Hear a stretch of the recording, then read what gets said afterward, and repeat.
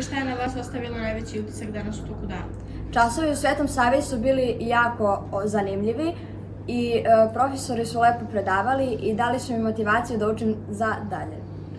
Škola je stvarno fantastična, pored naših đaka ima i drugih s kojima smo se zbližili i svakog bi pozvala na ove časove.